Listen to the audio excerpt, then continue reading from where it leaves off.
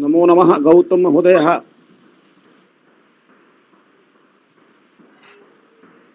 नमस्काराः। नमस्कारः।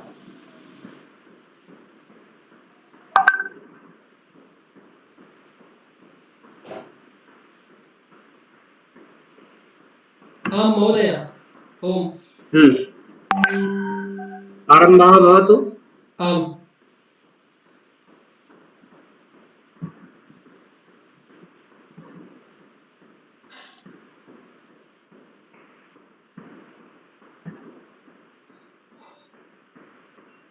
येनाक्षरसमाम्नायमधिगम्य महेश्वरात् कृत्स्नं व्याकरणं प्रोक्तं तस्मै पाणिनये नमः।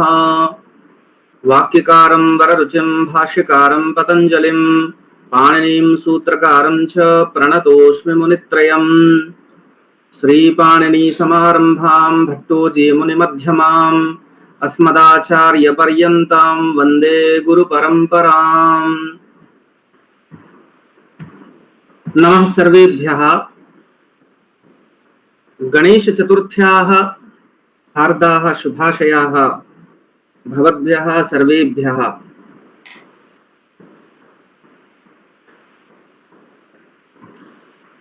अद्य अस्मिन् वर्गे भवतां समेषामपि हार्दं स्वागतं व्याहरामि। गतवर्गेषु वयम्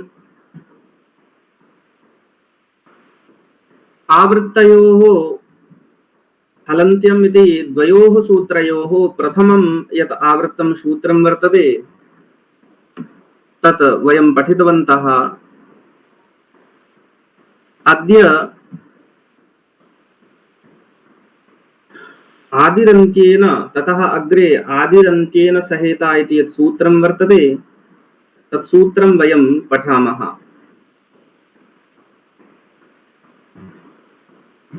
वीडियो ऑफ अस्ति महोदय। वीडियो ऑफ अस्ति महोदय। हाँ, वीडियो चिंता नास्ति, शेयर करोमि।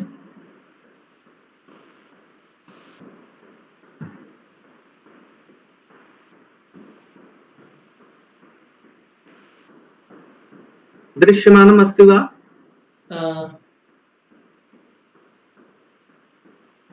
आम्। दृश्यते अधुना?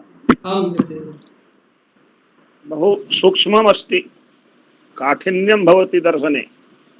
अस्तु। जूम करणीयं महोदय। हाँ हाँ, तदा करोमि।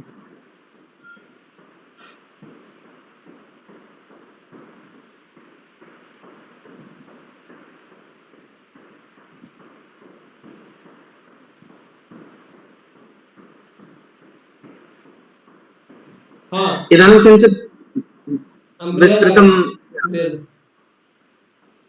एकं निवेदनं करोमि। यस्य दर्शने कष्टमस्ति कृपया स्वमोबाइल मध्ये स्क्रीन रोटेशन ऑन कृत्वा पार्श्व परिवर्तनं क्रियताम् लैंडस्केप मोड मध्ये, तदा पूर्णं दृश्यते दूरवाण्या।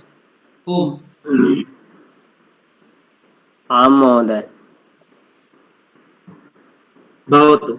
इदानीं प्रायः स्वच्छं दृश्यमानं स्यात्, स्पष्टं च। स्पष्टमस्ति महोदय। आम्, भवतु। तर्हि गतपाठे वयं पठितवन्तः यत् तत्र अन्योन्याश्रयदोषः भवति, तर्हि तस्य दोषस्य आदौ परिहारः करणीयः। तदनन्तरमेव तत्र इतसंज्ञाविधानं भवतु अथवा तत्र प्रत्याहारनिर्माणं भवतु, प्रत्याहारसंज्ञा भवतु इति अस्माभिः तत्र चर्चितं। कथं तत्र अन्योन्याश्रयदोषः इति चेत् तत्र प्रश्नः क्रियते यत् एषामन्त्या इतः, तत्र एषामन्त्या इतः इति उक्तम्, किन्तु यदा वयं हलन्त्यम् इति सूत्रं पठामः तत्र उपदेशे अन्त्यं हल् इति स्यात्। तत्र अस्माभिः हलपदार्थः एव न ज्ञातः, यतोहि तत्र यावत् हलपदार्थस्य ज्ञानं न भवति तावत् इतपदार्थस्य ज्ञानं सम्यक्तया न भवति। इतसंज्ञा कस्य भवति इति ज्ञानं न भवति, केषां वा। तर्हि यदि हलपदार्थं ज्ञातुम् अस्माकं हलपदार्थस्य ज्ञानम् अस्माकम् इष्टम् अस्ति चेत् आदिरन्तेन सहिता इति सूत्रार्थ ज्ञानम् अथवा तत्र हलपदार्थ ज्ञानं प्रत्याहार पदार्थ ज्ञानम् आवश्यकं भवति। तत्र पुनः काचित् समस्या आगच्छति। यावत् इदपदार्थस्य ज्ञानं न भवति तावत् हलपदार्थस्य सम्यक्तया अवबोधः न भवति इति कारणतः तत्र अन्योन्यासय दोषः इति तत्र टीकाकृद्भिः उपस्थापितः वर्तते।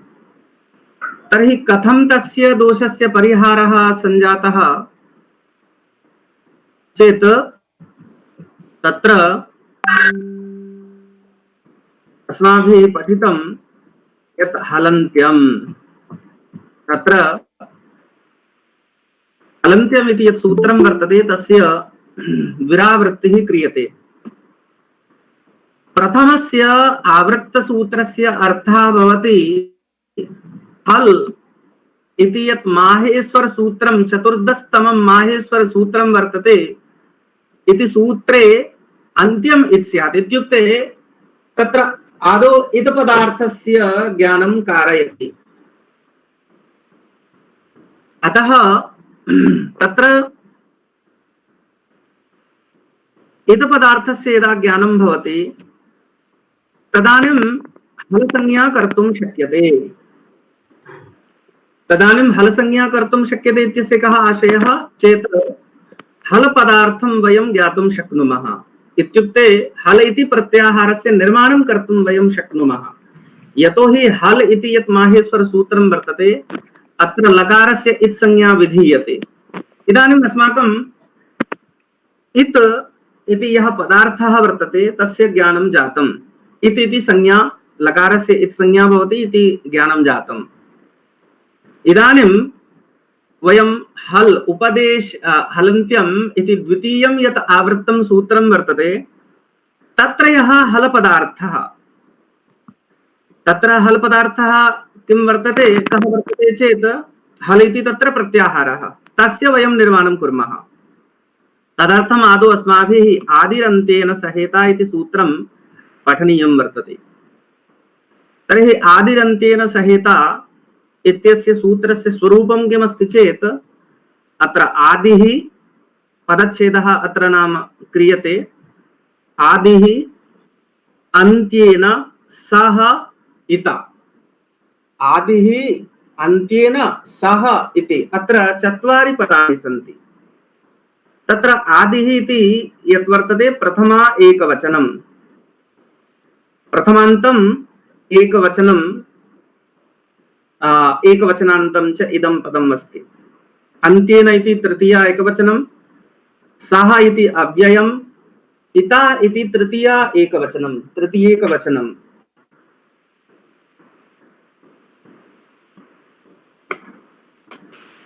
तत्र इता इति तृतीयेकवचनमस्ति, इत्युक्ते इति यः शब्दः अस्ति तस्य तृतीयेकवचनम् इदम्। तर्हि अत्र चत्वारि पदानि। रूपं कीदृशं चलति महोदय? तत्र इतो इतः, इतं इतो इतः एवं भविष्यति। सरित् शब्दवत्। तर्हि अत्र किं भो? सरित् शब्दवत्, सरित् सरितो सरितः इति। हाँ, किन्तु तत्र साक्षात् सरित् शब्दवत् वक्तुं न शक्नुमः, कदाचित् लिंग विषये चिन्तनीयं भवति। अतः तत्र अतः अत्र इत् कदाचित् नपुंसके कदाचित् अस्य प्रयोगः स्यात्। सूत्रस्य विशेषणम् अत्र अनुवृत्तिः भवति, अत्र किमस्ति अनुवृत्तिः अस्य सूत्रस्य यः अर्थः वर्तते इत्युक्ते या वृत्तिः अस्ति तत्र वयं किञ्चित् पश्यामः अन्त्येनेता इत्युक्ते अन्त्येन इता सहित आदिर्मध्यगानां स्वस्य च संज्ञा स्यात्। अत्र किं भवति इतः पूर्वं तत्र स्वं रूपं शब्दस्य शब्दसंज्ञा इति सूत्रं वर्तते प्रथमाध्यायस्य प्रथमपादस्य 68तमं सूत्रं भवति। अतः तेन तस्मात् सूत्रात् स्वम् इति पदस्य अनुवृत्तिः भवति किञ्च ततः एव स्वं रूपं शब्दस्य शब्दसंज्ञा रूपम् इत्यस्यापि अनुवृत्तिः भवति। तत्र उभयोः पदयोः षष्टि विभक्तो विपरिणामः भवति। अतः एव अत्र स्वस्य रूपस्य इति इत्यर्थः भवति। पुनश्च कथम अत्र आदिरन्त्येन सहिता इत्यस्य यदि वयम् अर्थं चिन्तयामः चेत् आदिः अन्त्येन सह इता इत्येतानि चत्वारि एव पदानि सन्ति। तेन अन्त्येन इता सहित आदिः एवं एतावान् अर्थः भवति। तर्हि अत्र मध्यगानां स्वस्य संज्ञा इत्यादिकं कथम् आगच्छति चेत् सर्वप्रथमं तु अत्र संज्ञा प्रस्तावः वर्तते इत्युक्ते संज्ञा प्रकरणम् अस्ति इति कारणतः संज्ञा इति स्वयमेव आगच्छति। स्वं रूपं शब्दस्य शब्दसंज्ञा इत्यतः स्वं रूपम् इत्यस्य इत्यनयोः अनुवृत्त्या स्वस्य रूपस्य इति अर्थः आगच्छति। पुनश्च अत्र वयं किञ्चित् चिन्तयामः चेत् आदिः अन्त्यः। तत्र आदिः इत्यस्य कः अर्थः चेत् किं नाम आदिः? सः वर्णः यस्मात् पूर्वं किमपि नास्ति। अत्र प्रश्नः कृतः तस्य उत्तरमस्ति सः वर्णः यस्मात् पूर्वं किमपि नास्ति परन्तु यस्मात् परम् अनन्तरम् अन्ये वर्णाः भवन्ति सः आदिवर्णः इत्युच्यते। तत्र बालमनोरमायाम् उक्तमस्ति यत् तत्र यस्मात् पूर्वं नास्ति परम् अस्ति स आदिः इति। यस्मात् पूर्वं नास्ति परम् अस्ति स एव अर्थः अत्रापि उल्लिखितः वर्तते। सः वर्णः यस्मात् पूर्वं किमपि नास्ति परन्तु यस्मात् परम् अन्ये वर्णाः भवन्ति सः वर्णः आदिः। नाम आदिवर्णः कः भवति चेत् पूर्वं कोऽपि वर्णः नास्ति परम् अनन्तरं वर्णः अस्ति तादृशः आदिः। अनन्तरम् अन्त्यः। तत्र किं नाम अन्त्यम् अथवा अन्त्यः वर्णः कः? तर्हि सः वर्णः यस्मात् परं किमपि नास्ति परन्तु यस्मात् पूर्वम् अन्ये वर्णाः भवन्ति। बालमनोरमायामपि यस्मात् परं नास्ति पूर्वम् अस्ति सः अन्तः इति आद्यन्तवत् सूत्रे भाष्यम्। इत्युक्ते एतत् सर्वं महाभाष्यकारेण आद्यन्तवत् इति सूत्रे तत्र प्रपञ्चितम् अस्ति। इत्युक्ते आदिः कः इति अर्थः तत्र परिभाषितः, अन्त्यः कः इति अर्थः परिभाषितः। तर्हि यस्मात् परम् अस्ति पूर्वं नास्ति तादृशः वर्णः आदिवर्णः भवति। यस्मात् तत्र पूर्वम् अस्ति परं नास्ति यस्मात् परं किमपि नास्ति परन्तु यस्मात् पूर्वम् अन्यः वर्णः अस्ति तादृशः वर्णः अन्त्यः इत्युच्यते। तर्हि किं भवति अनेन तत्र आदिः अन्तः अनयोः विश्लेषणेन किं भवति, मध्ये ये स्थिताः वर्णाः सन्ति तेषां तत्र अध्याहारः भवति, तादृशः अर्थः अत्र आक्षिप्तः भवति इति कारणतः मध्यगानां तत्र वृत्तो लिखितं वर्तते, अन्त्येन इता सहित आदिः मध्यगानां स्वस्य च संज्ञा स्यात्। तत्र मध्यगानाम् इत्यस्य कथं तत्र आगतः चेत् आद्यन्तयोः तत्र उल्लेखेन मध्यगाः, तत्र मध्यगाः वर्णाः अत्र आयान्ति इति तत्र अर्थः उल्लिखितः वर्तते। तदेव बालमनोरमायाम् उच्यते, तद इह आद्यन्त शब्दाभ्यां मध्यगाः आक्षिप्यन्ते। इत्युक्ते आद्यन्त शब्दाभ्यां मध्यगाः, यदि तत्र परम अस्ति पूर्वं नास्ति, पुनः पूर्वम् अस्ति परम नास्ति इति वयं वदामः चेत् मध्ये ये वर्णाः सन्ति, आद्यन्तयोः मध्ये ये वर्णाः सन्ति ते तु आगच्छन्ति खलु, अतः मध्यगानां तत्र मध्यगाः वर्णाः अत्र आक्षिप्यन्ते, आयान्ति इति अर्थः। अतएव अत्र स्पष्टतया अर्थः लिख्यते, अन्त्येन इता सहित आदिः मध्यगानां स्वस्य च संज्ञा स्यात्। तर्हि कः अस्य स्पष्टार्थः चेत्, अंतिम वर्णेन, सूत्रार्थ अत्र पश्यन्तु, अंतिम इत वर्णेन सह गृहीतः किमस्ति, अत्र सूत्रे अन्त्येन पुनश्च इता, तर्हि उभयोः मध्ये विशेष्य विशेषण भावः। कीदृशेन इता चेत् अन्त्येन इता, अतः अंतिम इत संज्ञक इत वर्णेन सह गृहीतः आदिवर्णः तयोः मध्ये विद्यमानानां वर्णानां स्वस्य च निर्देशं करोति इति अस्य सूत्रस्य आशयः भवति।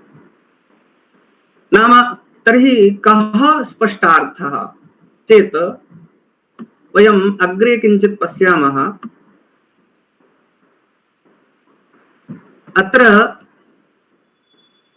अनेन सूत्रेण एतद् उच्यते यत् अन्त्यवर्णः यदि इतवर्णः अस्ति, यदि च आदिवर्णेन सह तस्य योजनं क्रियते तर्हि तत्वर्णयुग्म मादिवर्णस्य मध्यवर्णानां च निर्देशं करोति। एषः एव प्रत्याहारः, प्रत्याहारनाम्ना एव ज्ञायते एषः। कः अर्थः? अन्त्यवर्णः यदि इतवर्णः अस्ति, यदि च आदिवर्णेन सह तस्य योजनं क्रियते, अर्थात् तस्य इतः योजनम् आदिवर्णेन सह वयं कुर्मः, तर्हि आदिः अन्त्यः इतवर्णः, उभौ अपि वर्णौ मिलित्वा तत्र मध्यवर्णानां निर्देशं करोति। न केवलं मध्यवर्णानां निर्देशं करोति, अपितु यः आदिवर्णः वर्तते तस्यापि निर्देशं करोति इति अस्य सूत्रस्य तत्र स्पष्टार्थः वर्तते। तर्हि कथम् इति वयं किञ्चित् हल सूत्रे एतद् वयं पश्यामः। यथा अस्माकं समक्षमस्ति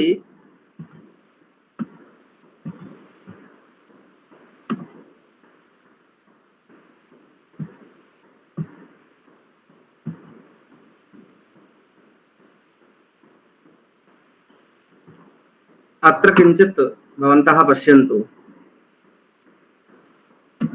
हल इति सूत्रमस्ति, माहेश्वर सूत्रं वर्तते, तत्र दृश्यमानमस्ति खलु? आम् महोदय। आम्।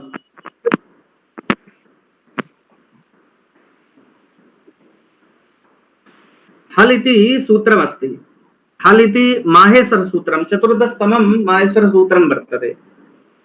तर्हि अत्र हलन्त्यम् इति प्रथमं यदा आवृत्तं सूत्रं वर्तते, तेन अस्य लकारस्य इत् संज्ञा।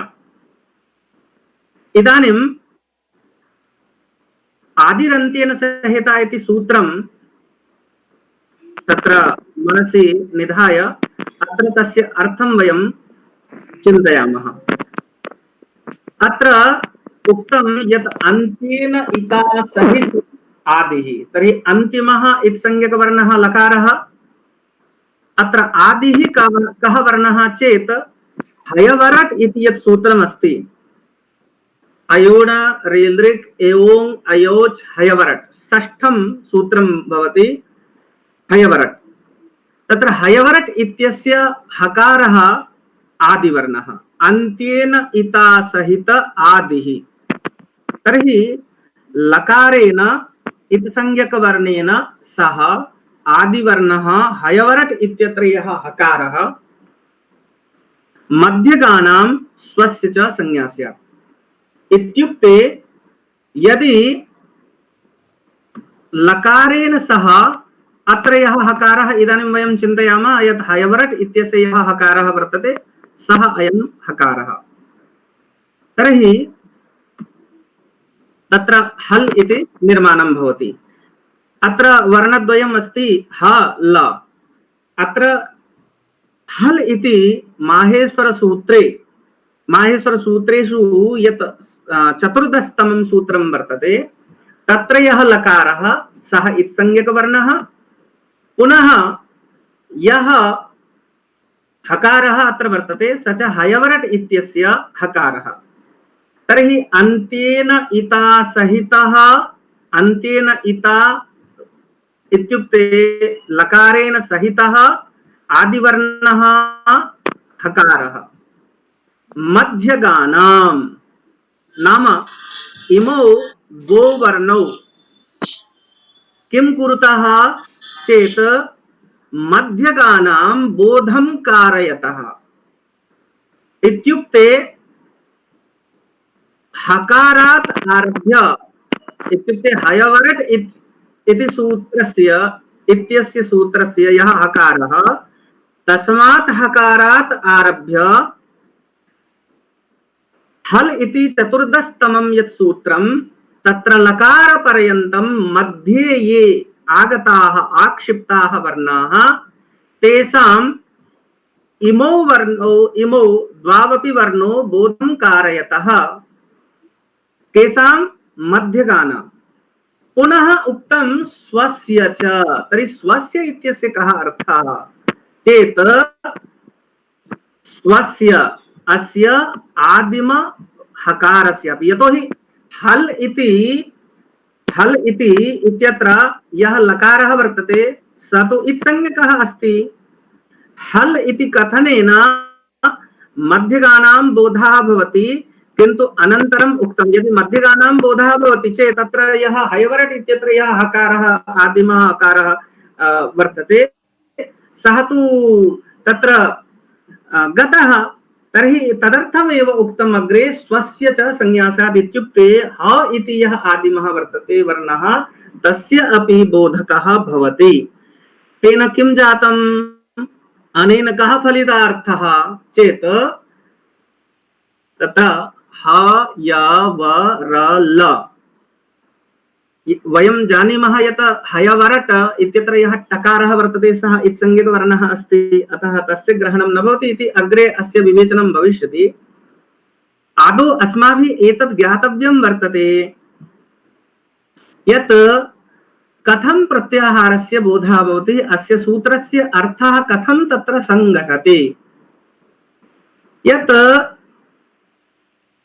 अनेन सूत्रेण एतद् उच्यते यत् अन्त्यवर्णः यदि एतत्तु अस्माभिः दृष्टम्, इदानीं किञ्चित् अत्र पश्यामः। शिवसूत्रेषु इत्संज्ञकेन चकारेण सह आदिवर्णम् अकारं योजयामश्चेत् अचेति प्रत्याहारः सिद्ध्यति। अनेन प्रकारेण आहत्य 44 प्रत्याहाराः सिद्ध्यन्ति। अत्र तु अच इति उदाहरणे लिखितम् अस्ति, किन्तु हल् इति वयम् अत्र चिन्तयामः, यतो अग्रे हल् इत्यस्यैव अस्माकं तत्र अभीप्सितं वर्तते। इदानीम् अग्रे सद्यः तदेव अस्ति, ज्ञातव्यं वर्तते इति कारणतः हल् एव अस्माभिः तत्र मया तत्र विचारितम्। पुनः किं भवति प्रत्ययेषु अपि एतादृशं प्रत्याहार निर्माणं कर्तुं शक्यते। यथा सुट् इति व्यवहारः भवति, तर्हि सुट् इत्यस्य यः व्यवहारः वर्तते तत्र सु औजस् अम् औट् सस्, तत्र सु औजस् अम् औट् इति पञ्च प्रत्ययाः एव तत्र अन्तर्भूताः भवन्ति। तर्हि कथं सुडनपुंसकस्य इति सूत्रं वर्तते, तत्र सुट् इति यः व्यवहारः सोऽपि प्रत्याहारवत एव व्यवहारः अस्ति। तर्हि सु औजस् अम् औट्, तत्र सु इति वयं स्वीकुर्मः, इत्संज्ञकवर्णः टकारः, तेन सह आदि सु, तेन किं भवति, मध्ये ये आक्षिप्ताः भवन्ति तेषां समेषामपि बोधः भवति। एवं सर्वत्रापि तिङ् इत्यनेनापि तत्र ये अष्टादश प्रत्ययाः सन्ति, तिप्तस्य सिप्तस्तमिवस्मस्तातां झोथा तासां थां ध्वमिट् वहिमहिं इत्यादयः ये तत्र तिङन्त प्रत्ययाः सन्ति तेषाम् अपि बोधः भवति। तर्हि एवं कथं हल प्रत्याहारस्य निर्माणं भवति, इदानीं भवतां समेषां ज्ञानम् अभवत् वा, अत्र कापि शङ्का वर्तते, सन्देहः अस्ति वा, कश्चित् वदतु।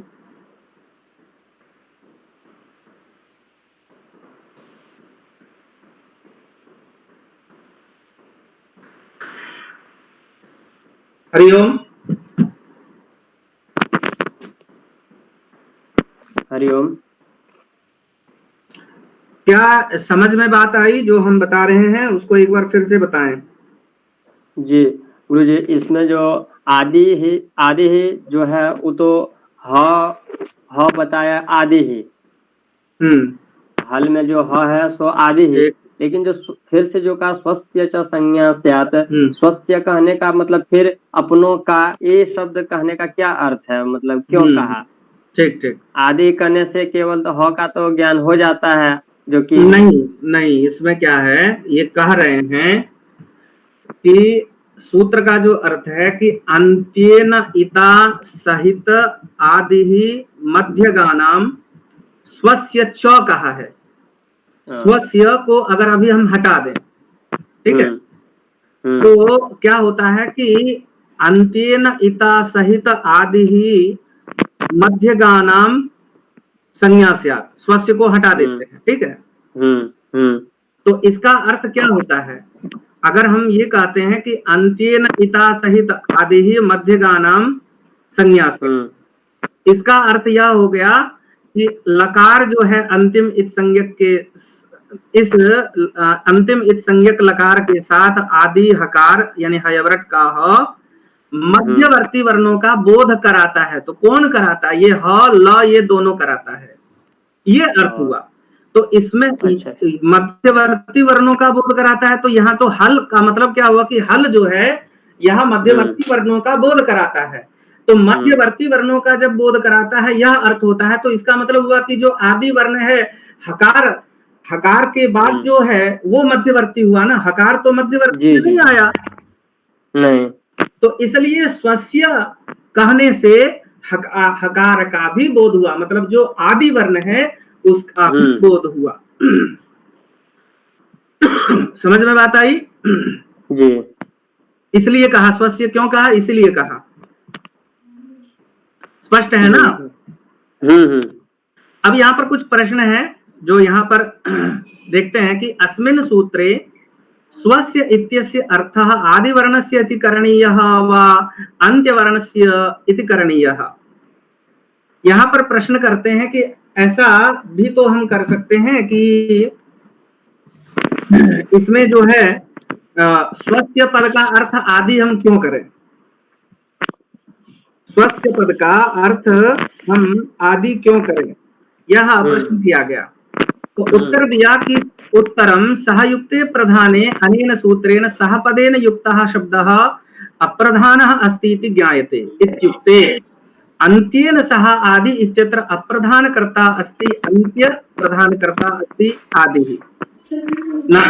अब क्या है, थोड़ा सा इसको समझो कि यह प्रश्न ये बाल मनोरमा में प्रश्न किया गया है कि अत्र मैं बता रहा हूं,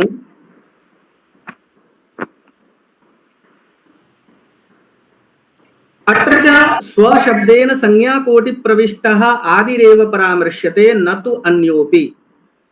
यहाँ पर कहा कि यहाँ पर जो है आदि शब्द से संज्ञा कोटि में प्रविष्ट, संज्ञा कोटि में प्रविष्ट आदि जो है वो जैसे कि हल है तो हल में ह है, हमारी जो संज्ञा है वो क्या है, यहाँ पर संज्ञा है हल, अच, अक, अट इत्यादि संज्ञा है, प्रत्याहार संज्ञा है। तो इस प्रत्याहार में यहाँ प्रश्न किया गया कि स्व शब्द से हम उसका क्यों आदि वर्ण का क्यों लें। तो इसका उत्तर दिया कि यहाँ पर जो सूत्र में आदिरंत्येन सहेता में अंत्येन इता, अब इसमें जो इता है तृतीय विभक्ति है, अंत्येन में भी तृतीय विभक्ति है। तो वहां पर आदिरंत्येन सहेता में सह पद भी है, तो सहयुक्ते प्रधाने, कारक प्रकरण में सूत्र है सहयुक्ते प्रधाने, उस सूत्र से क्या होता है कि युक्ते अप्रधाने, अप्रधान अर्थ में तृतीय विभक्ति हुई है, क्योंकि सह का वहां पर योग है। तो इत यानी जो अंतिम वर्ण है, यहाँ पर प्रश्न किया कि अंतिम वर्ण को क्यों ना हम लें, तो कहा कि अंतिम पद जो है वह अप्रधान है, और स्वस्य में जो स्व शब्द है वो क्या है, वो सर्वनाम पद है। सर्वनाम जो होता है वह हमेशा प्रधान होता है, कहीं भी प्रयुक्त होता है, यह एक नियम है व्याकरण शास्त्र में कि हमेशा वह प्रधान होता है। तो अप्रधान को न लेकर यहाँ पर प्रधान को लिया गया है, और उस प्रधान, यहाँ पर प्रधान जो है वो आदि वर्ण ही है, इसलिए उसका यहाँ पर बोध होता है। उसको और यहाँ पर बता रहे हैं कि रामः लक्ष्मणेन सह स्वस्य गृहं गच्छति, अस्मिन् वाक्ये स्वस्य इत्युक्ते रामस्य तथैव अन्त्येन सह आदिः स्वस्य संज्ञा भवति इत्यत्र स्वस्य इत्युक्ते आदिवर्णस्य। रामः लक्ष्मणेन सह स्वस्य गृहं गच्छति, तो यहाँ पर रामः स्वस्य गृहं गच्छति, तो स्वस्य पद से किसकी प्रधानता अभिलक्षित हो रही है, राम की हो रही है ना। वाक्य है रामः लक्ष्मणेन सह स्वस्य गृहं गच्छति, ठीक है। तो यहां पर स्वस्य जो पद है, यहां स्व पद है क्या, नहीं, इससे किसका घर बोधित हो रहा है, राम का ना। रामः लक्ष्मणेन सह स्वस्य गृहं गच्छति, तो प्रधानता यहाँ पर राम की हो रही है। उसी तरह से यहाँ पर जो आदि ही वर्ण है उसी की प्रधानता हो रही है, यह कहा गया है। इसमें मूल जो है आदिरंतेन सहिता अंत्येनेता सहित आदिर मध्यगानम स्वस्य च संज्ञा स्यात् इति हल संज्ञा। मतलब क्या है कि यहाँ पर हल संज्ञा हो गई। हल प्रत्याहार कैसे बना वो तो देख लिए जी। हल प्रत्याहार हमारे पास है, यहाँ पर हल कैसे बना ये तो समझ गए। तो कहा कि इति हल संज्ञायाम, अब है कि इस तरह से हल संज्ञा हो गई, मतलब प्रत्याहार का निर्माण हो गया। इदानीम एतावत् पर्यन्तं सूत्रं किंचित् वयं पठित्वा इदानीं भवतां समेषां यदि कश्चन प्रश्नः स्यात् तर्हि पृच्छन्तु, यतोहि अग्रे यः विषयः वर्तते सः अग्रे अस्माभिः ज्ञास्यते। तत्र वयं किंचित् अग्रे शीघ्रं गच्छामः। इदानीम् एतावत् पर्यन्तम् एव अत्र स्थापयामि।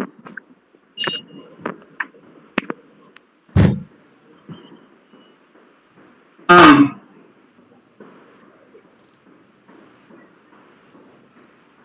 महोदय, आम् मम शंका अस्ति यद् अस्ति अन्तेन इता सहित आदिर्मध्यगानं स्वस्य च इत् संज्ञा, अर्थात हयवरट मध्ये यत् हकार अस्ति तस्यापि इत् संज्ञा। किम् न न न अनेन सूत्रेण इत् संज्ञा न क्रियते एतद् अवगच्छतु अनेन सूत्रेण इत् संज्ञा न विधीयते अनेन सूत्रेण हल संज्ञा विधीयते हल संज्ञा इत्युक्ते प्रत्याहार संज्ञा विधीयते अत्र हल हल अक अच अट इत्यादि ये प्रत्याहाराः सन्ति नाम इत्यादयः ये सन्ति ते प्रत्याहार शब्देन व्यवह्रियन्ते एतेषां व्यवहारे प्रत्याहारः इति वर्तते इति कारणतः वयं जानीमः यत् प्रत्याहार संज्ञा क्रियते अनेन सूत्रेण अतः आदौ एतत् अवगन्तव्यं यत् अनेन सूत्रेण प्रत्याहार संज्ञा क्रियते न तु इत् संज्ञा इत् संज्ञा विधानं तु हलन्त्यं सूत्रम् इदानीम् अग्रे करिष्यति हाँ अत्र भवतः कः प्रश्नः इदानीं पृच्छतु रुद्रनारायण किञ्चित् वक्तुमिच्छामि प्रश्नं पृच्छाकाले कृपया स्ववीडियो आन् कृत्वा एव प्रष्टव्यं तेन आभासं भवति कः पृच्छति इति अस्तु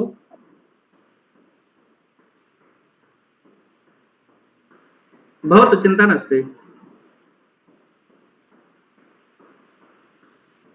आं रुद्रनारायण पुनः पृच्छतु भवान् तद् वाक्यं स्पष्टं मम न अभवत् यत् अस्ति अन्तेन इतः सहित आदिर्मध्यगानां स्वस्य च इत् संज्ञा स्यात् इत् संज्ञा पुनः भवान् वारं इत् संज्ञा वदति इत् संज्ञा मास्तु इत् संज्ञा न भवति सूत्रस्य कः अर्थः अन्त्येन इतः सहित आदिः मध्यगानां स्वस्य च संज्ञा स्यात् अत्र इत्थं वृत्तिः वर्तते भवान् पुस्तकं पश्यति वा तत्र भवतः समक्षम् अत्रैव अहं दर्शयामि भवतु अत्र पश्यतु सूत्रस्य वृत्तिः कीदृशी वर्तते चेत् अत्र पश्यतु अन्त्येन इतः सहित आदिः मध्यगानां स्वस्य च संज्ञा स्यात् इति संज्ञा स्यात् इति तु नास्ति महोदय न दृश्यते प्रेजेंटेशन न दृश्यते वा भवान् करोतु तत्र गौतम राजहंस महोदयस्य प्रेजेंटिंग गणेश महोदय भवान् पश्यति वा आं पश्यामि भोः रुद्रनारायण जी भवान् गौतम राजहंस यत्र आईडी अस्ति तत्र क्लिक् करोतु वामभागे प्रेजेंटेशन इति लिखितमस्ति तदा एव द्रष्टुं शक्नोति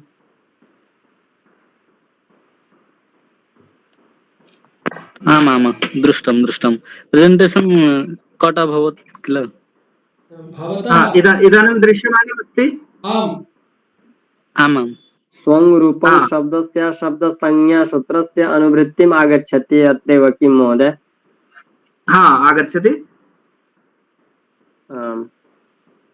स्वस्य इति यः अर्थः प्राप्तः अस्माभिः स च अर्थः कुतः स्वं रूपं शब्दस्य शब्दसंज्ञा इत्यस्मात् सूत्रादेव स्वम् इत्यस्य अत्र रूपम् इत्यस्यापि दर्शितमस्ति अर्थात स्वं रूपस्य इत्युक्ते स्वस्य रूपस्य इत्युक्ते हकार रूपस्य ग्रहणं भवति बोधः भवति इति अर्थः आगच्छति तर्हि रुद्रनारायण अत्र भवान् एतत् इदानीं पश्यतु किञ्चित् अहं पुनः बोधयामि अस्य सूत्रस्य भवान् हिंदी भाषाम् अवगच्छति खलु आं महोदय हिंदी भाषाम् अवगच्छति खलु अपि अवगच्छामि भवतु तर्हि किं संस्कृतेन बोधयामि अथवा हिंदी भाषया बोधयामि संस्कृतेन भवतु संस्कृतेन भवतु तर्हि पश्यतु अस्य सूत्रस्य आशयः कः वर्तते अस्य सूत्रस्य आशयः वर्तते यत् इदानीं इदं सूत्रं कथयति यत् अन्त्येन इतः सहितः इत्युक्ते अन्तिमः कश्चित् इत् वर्णः अस्ति यथा अस्माभिः इदानीं पठितं खलु पूर्वपाठे अत्र हलन्त्यम् इति सूत्रं पठितं हलन्त्यम् इत्युक्ते प्रथमं यत् आवृत्तं सूत्रम् अस्ति एतत् सूत्रं अत्र चतुर्दशतमं यत् सूत्रं वर्तते हल इति माहेश्वर सूत्रं यत् अस्ति एतत् अस्माभिः पठितं तर्हि इदानीं किं वर्तते इदानीं प्रत्याहार निर्माणम् इत्युक्ते आदिरन्तेन सहित इत्यस्य सूत्रस्य यः यः आशयः वर्तते एतस्य उदाहरणं यदस्ति तद् वयं किञ्चित् कुर्मः। तर्हि हल् इत्यत्र यः लकारः सः इत्संज्ञकः, सः इत्संज्ञकः, लकारः इत्संज्ञकः। तर्हि एतत् सूत्रं वदति यत् अन्त्येन इता सहितः सहितः, तर्हि अत्र इता सहितः इतवर्णः लकारः, लकारः कुतः मया गृहीतः चेत् हलन्त्यम् इति यत् चतुर्दशतमं सूत्रमस्ति ततः मया स्वीकृतः। तर्हि अनेन इत्संज्ञकवर्णेन सह आदिः, आदिः अत्र आदिः अस्ति लिखितं, तर्हि आदिवर्णः कः भविष्यति चेत् हयवरट् इति यत् षष्ठं सूत्रं वर्तते तत्र यः हकारः अस्ति सः मया स्वीकृतः। तर्हि किं वर्तते, लकारेण इत्संज्ञकेन सह आदिः वर्णः मध्यगानाम्, मध्यगानाम् इदानीं स्वस्य इति पदं भवान् विस्मरतु, स्वस्य पदम् इदानीं विस्मरतु, संज्ञा स्यात् इति अर्थः भवति। तर्हि इदानीम् अस्य अर्थः भवति यत् इत्संज्ञकेन लकारेण सहितः आदिवर्णः मध्यगानां बोधकः बोधकः भवति। इत्युक्ते इदानीं हल् इति पदेन किं भवति, हयवरट् इति सूत्रे हकार हकारात् परं ये वर्णाः सन्ति, लकार पूर्वं ये वर्णाः सन्ति तेषां बोधकः भवति अयं हल् इति। इदं हल् इति यत् पदं वर्तते तत् मध्ये स्थितानां वर्णानां बोधं कारयति इति अस्य सूत्रस्य अर्थः वर्तते। किन्तु अत्र यदा स्वम् इति अनुवृत्तं भवति, स्वम् इति पदं यदा आगच्छति षष्ठ्या च तस्य विपरिणामः भवति, तदानीम् अस्य सूत्रस्य इतोपि स्पष्टः अर्थः भवति यत् इत्संज्ञकेन वर्णेन, लकारेण इत्संज्ञकेन वर्णेन सह आदिवर्णः हकारः मध्यगानां पुनः स्वस्य इत्युक्ते, मध्यगानम् इत्युक्ते हकारात् परं य व र ल य म ङ ण न झ भ घ ढ ध ज ब ग ड द फ छ ठ ठ ठ ट त क प श श ष भ, एतावत् पर्यन्तं ये मध्ये स्थिताः वर्णाः सन्ति तेषां बोधं कारयति।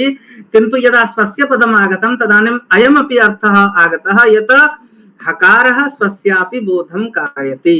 तेन किं भवति, इदानीं हकारात् आरभ्य हकार पर्यन्तं यानि व्यञ्जनवर्ण ये व्यञ्जनवर्णाः सन्ति तेषां समेषां बोधः भवति। तर्हि अत्र अनेन सूत्रेण हल् इति संज्ञा कृता। कदाचित् अत्र हल् वर्तते तर्हि अत्र वयम् अच् इति प्रत्याहारम् अपि निर्माणं कर्तुं शक्नुमः। एवमेव यथा हल् इत्यत्र अस्माभिः बोधः कृतः, अस्माभिः ज्ञातः, तथैव अयोच्, अयोण ऋलृक् एवं अयोच् इत्यत्र यः चकारः वर्तते तर्हि चकारेण इत्संज्ञकवर्णेन सह आदि अकारः मध्यगानां स्वस्य च बोधं कारयति। इत्युक्ते अच् इति कथनेन अकारः अ इ उ रि लृ ए ओ ऐ औ एतेषां समेषां वर्णानां बोधं कारयति। इत्थं ये केपि तत्र प्रत्याहाराः सन्ति ते सर्वेपि इत्थं बोधं कारयन्ति। तर्हि इदानीम् एतावत् पर्यन्तं जातम्। इदानीं भवद्भिः इतोपि केषाञ्चित् प्रश्नाः स्युः तर्हि तान् प्रश्नान् पृच्छन्तु, अन्यथा अहं प्रश्नं करिष्यामि।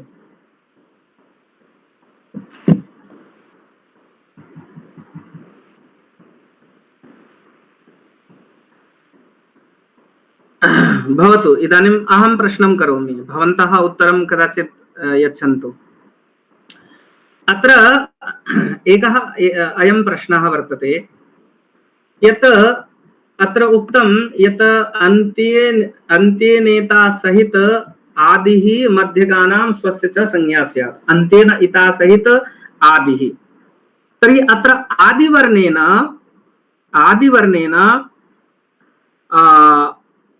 आयुण इत्यत्र यः अकारः, ऋलृक् इत्यत्र अयुण ऋलृक् इत्यत्र ऋकारः, अयोच् इत्यत्र एकारः ऐकारः एवं इत्यत्र एकारः एवं एवं 14 माहेश्वर सूत्राणि सन्ति। तर्हि समेषां 14 सूत्राणां 14 सूत्रेषु स्थितानाम् आदिवर्णानां बोधकः भवेत् खलु। यदि तथा सति तर्हि तत्र 44 प्रत्याहाराणां सिद्धिः न भवेत्। कथम्? अत्र किं समाधानम्? मेरा प्रश्न है कि इसमें जो कहा गया है, क्या इसका मतलब यह है कि जो सूत्र में अयोण रीलृक एवं अयोच हैवरट लण यम गणनम इत्यादि में जो आदि, सभी सूत्र में जो आदि वर्ण है, अयोन में ओ है, रीलृक में री है, एवं में ए है, इसी का बोधक है या फिर सभी वर्णों को आदि मान सकते हैं?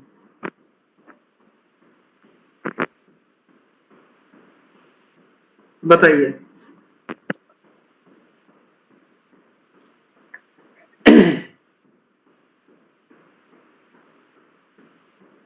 प्रश्न समझ में आ रहा है जी? या प्रश्न समझ में नहीं आ रहा तो मैं फिर एक बार बताऊंगा। ये तो बहुत सरल है, इसमें कोई ये नहीं है। अण प्रत्याहार रहता तो अ को आदि मानते, इसमें हल प्रत्याहार है इसलिए ह को आदि माने। हाँ ठीक है, तो मान लो कि अब हमको बनाना है इक, जैसे बनाते हैं इक। तो इक में ई तो आदि में नहीं है, अयुण में ई आदि में नहीं है, तो कैसे बोध होगा? फिर कैसे बनेगा? प्रत्याहार जो वर्ण है उसको देखना है, बल्कि आई उण में जो जो प्रथम में अ उच्चारण हुआ है उसको नहीं देखना है। जैसे प्रत्याहार जो बनाएंगे उसके अंदर में जो मतलब प्रत्याहार के शुरू में जो वर्ण है वही उसी को आदि हम मानेंगे। बल्कि ये कैसे मानते हैं? क्यों मानते हैं?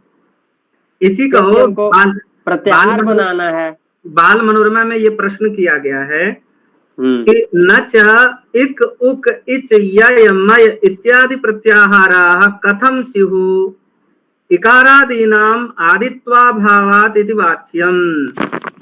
कहा कि इक उक इच यय मय इत्यादि जो प्रत्याहार है ये तो नहीं बनेंगे, क्योंकि इकार आदि जो हैं, इक अगर बनाएंगे तो ई अयुण में ई जो है वह आदि में नहीं है।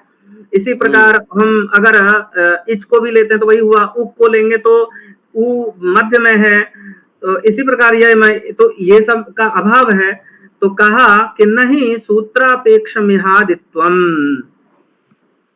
ताकि यह सूत्रापेक्षम यह आदित्वम नास्ति, किंतु आद्यंत शब्दाक्षिप्त समुदायापेक्षम ततश्च अयुणीति इकारमारभ्य ऋलृक् इति ककार पर्यंतम वर्ण समुदायम बुद्ध्या परिकल्प्य तदादित्वम इकारस्य संभावनीयम। इसका क्या अर्थ है? कह रहा है, प्रश्न तो समझ गए कि क्यों वहां हम इक इच उक, मान लो मध्य से हमको बनाना है, कुछ भी होता ही है इस तरह से, तभी तो 44 प्रत्याहार बनते हैं। तो कहा कि इन सबों में तो आदि का अभाव है, मतलब ये तो आदि में नहीं है। तो कहा कि सूत्रापेक्षम यह आदित्वम अपेक्षितम नास्ति, मतलब सूत्र में जो माहेश्वर सूत्र है अयोण रीलृक् एवं अयोच हैवरट लण यम गणनम इत्यादि जो माहेश्वर सूत्र हैं, इसमें जो आदि में केवल मतलब अयुण में अ है, रीलृक् में री है, एवं में ए है, तो वह आदि ही यहाँ पर नहीं अपेक्षित है। उसको यहाँ देखकर नहीं प्रत्याहार का निर्माण हो रहा है, बल्कि बुद्धि कल्पित समुदायापेक्षम एवं, बुद्धि में हमारे पास जो प्रत्याहार है उस प्रत्याहार को ध्यान में रखते हुए हम आदि और अंत की कल्पना करते हैं। समझे? अंत तो हमेशा, इसलिए नहीं, ऐसा अगर नहीं होता तो कहा कि अगर ऐसा नहीं होता अन्यथा लण सूत्रे अकारस्य अंत्यत्वाभावात् स न स्यात्। ऐसा होता तो लण में जो अकार है वो इत संज्ञक है, लेकिन वो तो अंत्य में नहीं है, नहीं। नहीं है तो फिर रॉ प्रत्याहार की सिद्धि ही नहीं होती। तो यहाँ एक और प्रश्न है गुरुजी। हाँ हल जैसे लकार वृत्ति आकार की संज्ञा हो जाती है, तो लौ तो हलंत के रूप में हो जाता है। हाँ हल हो जाता है। तो वहीं से हयवरट से ह और यहाँ लड़ में जो लौ है, यहाँ तो लौ हलंत है, यहीं से हल क्यों नहीं प्रत्याहार बनाएंगे? नहीं, वो अपेक्षित हमारा नहीं है। हल प्रत्याहार हम जब अगर वो करेंगे तो फिर हलंत्यम सूत्र में क्या अर्थ होगा, कितना अर्थ होगा, मतलब ह य व र ल, ठीक है, लौ को ले लिए, लण में जो लौ है ले लिए, तो ह य व र ल बस इसी की संज्ञा करेंगे, इतने की संज्ञा करेंगे। अगर इतने की संज्ञा करेंगे तब तो य म ङ न नम झ भ घ ढ ध ज ब ग ड द ये सब हट गया, तब तो असंगत हो जाएगा, कहीं और भी तब रूप का कार्य ही नहीं होगा आगे। तो इसलिए वो नहीं लिया जाता है। ठीक है। अच्छा, यहाँ पर ये जो प्रश्न है, ये तो इसका उत्तर तो समझ में आ गया कि यहाँ पर बुद्धि कल्पित आदि और अंत की कल्पना की गई है। मतलब जो अपेक्षित है प्रत्याहार हमारे जो हैं उनको देखकर बुद्धि में उसकी कल्पना कर ली गई है और उसके आधार पर आदि और अंत की, तभी जाकर एक, नहीं तो फिर यहाँ भी वह आपत्ति होती, लण में जो लकार उत्तरवर्ती आकार है वह अंत नहीं होता और फिर रॉ प्रत्याहार की सिद्धि नहीं होती, क्योंकि रॉ आदि में नहीं है। अगर सूत्र देखें तो हयवरट में रॉ तो मध्य में आता है, तो इसलिए वहां नहीं आता। तो इसलिए ये किया। तो इस तरह से कुछ मुख्य हैं जिनके विषय में यहाँ पर चर्चा की गई। तो इस तरह से यहाँ पर जो है हल प्रत्याहार हमारा सिद्ध जब हो जाता है तो इसलिए कहा इति हल संज्ञायाम, तो कहा कि ततः किम, हल संज्ञा हो गई, ततः किम इत्यदा आह, इसलिए कहा हलंत्यम। अब जो दूसरा आवृत्त सूत्र है उसको लिया, तो अब इसको हम अगली कक्षा में पढ़ेंगे। आगे एक बार पुनः बताते गुरुजी। तत्र स्मात् पूर्वं नास्ति परमस्ति स आदि। यस्मात् पूर्वम नास्ति परम अस्ति स आदि। हिंदी में देखो आदि वर्ण किसको कहते हैं ये बताया जा रहा है। यस्मात् पूर्वम नास्ति परम नास्ति, बहुत सरल है।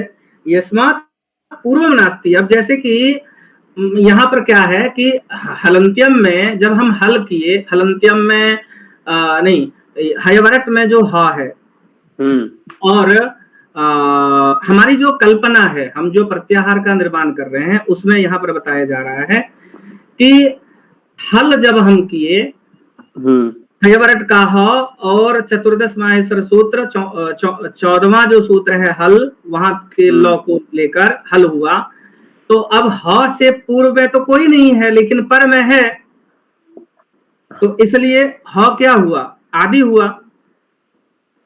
यस्मात् पूर्व, यहाँ यह नहीं सोचना है कि अयोच जो है वह उससे पूर्व में तो है, वो नहीं सोचना है हमारा। हम अभी हल प्रत्याहार सिद्ध कर रहे हैं, तो हल में हमको कहाँ किसको आदि मानना है, तो हयवरट का ह को आदि मानना है। तो अब तो ह से पूर्व में कोई नहीं है, तो यस्मात् पूर्वम नास्ति परम अस्ति, लेकिन ह के बाद में वर्ण है य व र ल य म ङ न है। इसी तरह हल में जो ल है तो वह अंत्य हुआ, तो अंत की परिभाषा दी है कि यस्मात् परम नास्ति पूर्वम अस्ति। अब लॉ के बाद में कोई वर्ण नहीं है लेकिन पूर्व में है, तो पूर्व में कौन है, तो वही हल का सीधा तुरंत हल प्रत्याहार का चतुर्दश माहेश्वर सूत्र का जो 14वां है है, उससे नहीं, यहाँ लॉ जो लिया जा रहा है 14वें पूर्व में, हाँ लॉ के पूर्व में, तो यस्मात् परम नास्ति, तो लॉ के बाद में तो कोई नहीं लेकिन पूर्वम अस्ति, पूर्व में कौन है, ह है, उसके बाद कौन है, उससे पूर्व में कौन सा, हाँ सर का ये होगा, ये देख लेते हैं यहाँ पर, जैसे कि हल है तो ह श स ये पूर्व में सारे वर्ण हैं, और यहाँ पर क्या है कि हयवरट में ह के बाद में है लेकिन पहले नहीं है, इससे पूर्व में नहीं है, इसलिए ह आदि हुआ। और यहाँ पर लॉ जो हुआ, लॉ के बाद में कोई वर्ण नहीं है लेकिन पूर्व में, इसलिए लॉ अंत्य हुआ। तो यही है बाल मनोरमा में ये दिया हुआ है, इसको याद रख लेना चाहिए। यस्मात् पूर्वम नास्ति परम अस्ति स आदि, यस्मात् परम नास्ति पूर्वम अस्ति पूर्वमस्ति सोऽन्तः। तो इस तरह से हम हलादि संज्ञा करते हैं, मतलब प्रत्याहार का निर्माण करते हैं। तो यहाँ पर ये हो गया। अब जो है हम लोग आगे देखेंगे, ठीक है। रही गणेश महोदय। आम महोदय। आम महोदय वदतु। आम तत्र अत्रैव समापयामि। इदानीम् अत्रैव समापनं भवतु। आम्। श्वः अपि कक्षा अस्ति वा? श्वः कक्षां न स्वीकरोमि, परश्वः सोमवासरे कक्षां स्वीकरोमि। सोमवासरे? आम्। अस्तु।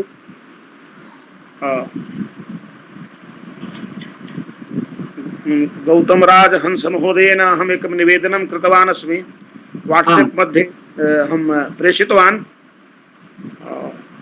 अद्य पाठनात् पूर्वं भवान् श्लोकत्रयं पठितवान्, तर्हि वाक्यकारं वररुचिं यद् अस्ति तत्तु जानामि, अन्यत् श्लोकद्वयम् अहं तु प्रायः न जानामि, अतः तं श्लोकं लिखित्वा भवान् प्रेषयतु इति अहम् आग्रहं कृतवान् अस्मि। तत्र श्री पाणिनि समारम्भां भट्टोजी मुनि मध्यमां। जी जी जी जी। आम्, एतत् पद्यम्। हाँ, पुनः अन्ते आसीत् किं पाणिनि तत्र येनाक्षर समाम्नाय मधिगम्य महेश्वरात् कृष्णं व्याकरणं प्रोक्तं तस्मै पाणिनये नमः। पुनः वाक्यकारं सदैव श्लोकत्रयं लिखित्वा भवान् मम कृते प्रेषयतु। भवतु, चिन्ता नास्ति, अधुनैव प्रेषयामि। अस्तु, नमो नमः सर्वेभ्यो। शान्तिपाठं कुर्मः।